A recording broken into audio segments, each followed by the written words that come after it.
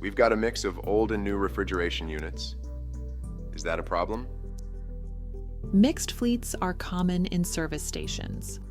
Your equipment will get wireless sensors and meters that monitor temperature levels, energy usage, and equipment performance. Many station managers use this data to plan upgrades based on actual performance. How does this help me plan maintenance rather than just react? The performance trends can show early signs of issues. Take a look at this graph. Here you can see a beverage display that has been off all night. However, it regains the desired temperature after only 1 hour. That's good performance.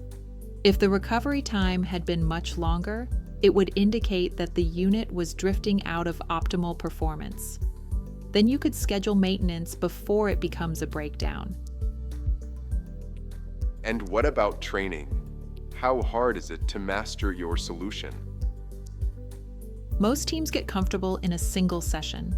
The interface uses retail language: ice cream, frozen pizza, frozen seafood, frozen meat. It's very intuitive.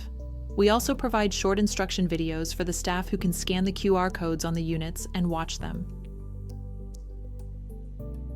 You're always welcome to get in touch with us.